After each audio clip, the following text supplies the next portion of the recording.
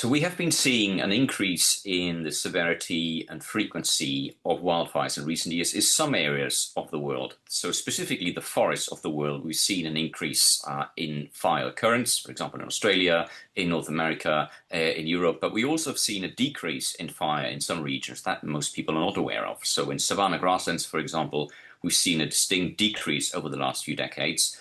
But the increase that we're seeing in the forests is much more important. Because in forest areas, we see greater damage by the fires. We also see more carbon emissions. So there's a big concern about that increase in wildland fires.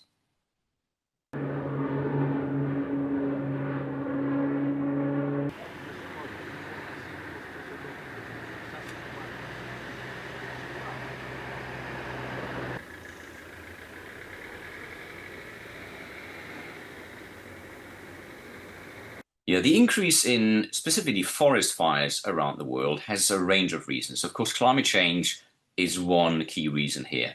When we warm our atmosphere, it means it can take more water from the vegetation. It can dry out the vegetation more, and that simply means the vegetation becomes more flammable.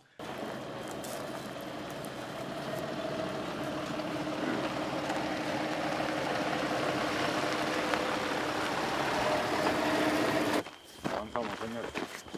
El mismo paso. Vayamos, vamos.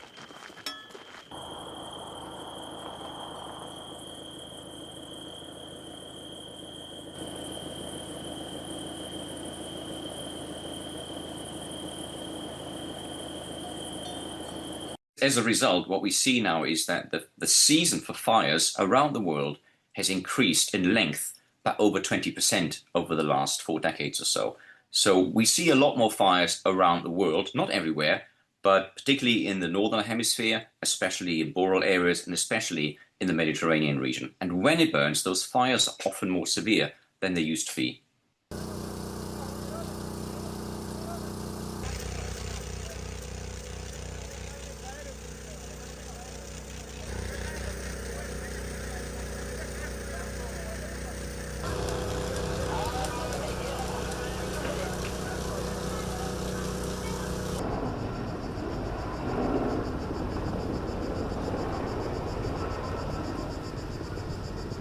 There's another really important factor in there, and especially in Europe, because what we're seeing is that the area of flammable vegetation, that is forest, that is shrubland, is increasing, especially in the Mediterranean area. And this is largely to do with the rural depopulation. A lot of people don't farm the land anymore in the most remote areas, or maybe some areas even around the cities. And that means we have a strong vegetation growth, we have more shrubs, we have more forests, and we therefore have a more flammable landscape.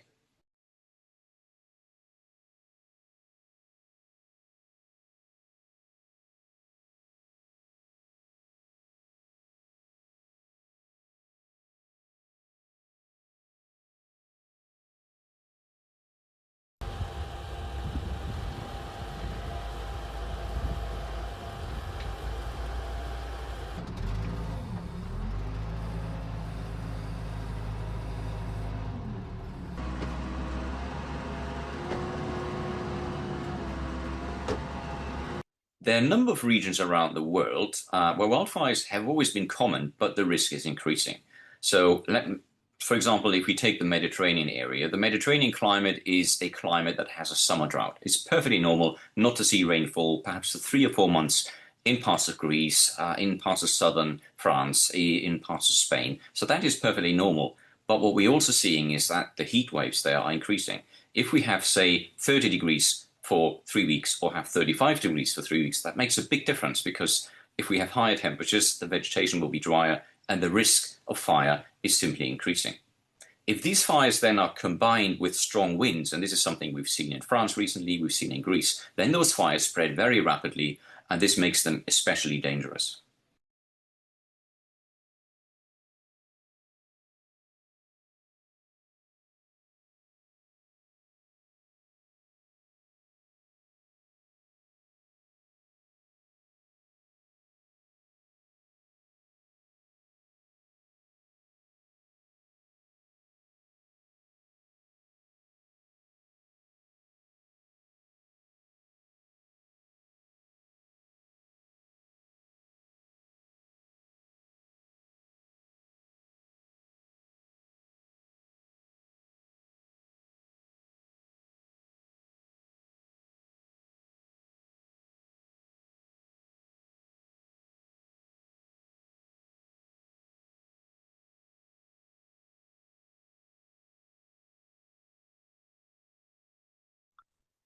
changes we're seeing around the world in terms of rainfall patterns and the increase in heat waves, they play a big role in fire. So those heat waves, they generate weather conditions that we call fire weather. And what we've seen around the world is that the fire weather season has increased by over 20% over the last few decades. So that means we have longer periods of flammable vegetation where it's very dangerous if a flame occurs near a flammable material, and that means the fire can actually grow out of proportion, much more so than if we didn't have a heat wave, for example. And it's all to do with the heat drawing the moisture out of the vegetation.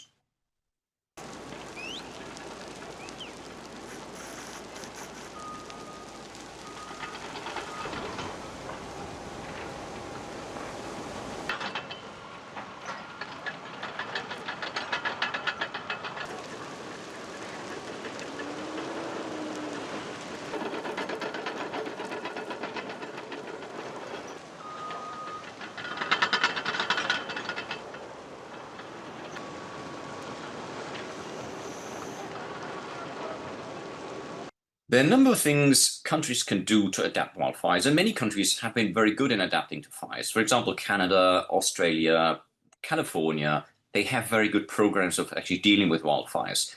But as the wildfires become more and more severe, we're often not in a position to fight those fires anymore. They basically grow out of proportion, they become impossible to tackle. And one of the things that's been relatively successful in many areas of the world is to reduce the vegetation with prescribed burning.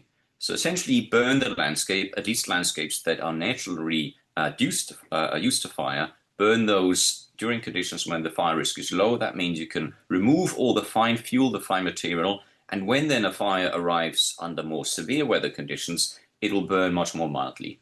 There can still be a fire, but the fire is much easier to extinguish. So in short, vegetation management prior to a fire is becoming more and more important.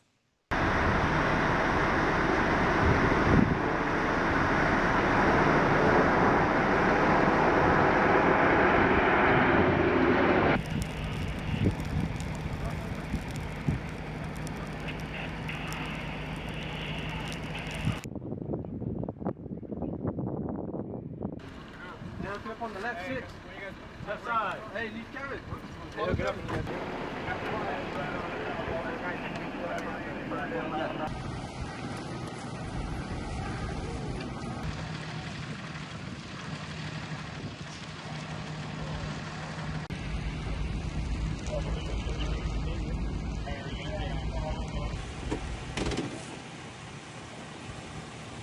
We often hear in the media that so many hectares of forest have been destroyed and so much land has been destroyed. But we have to remember that fire is a natural feature of many environments. The Mediterranean, the boreal forests, these regions are used to fire, and the vegetation will normally recover.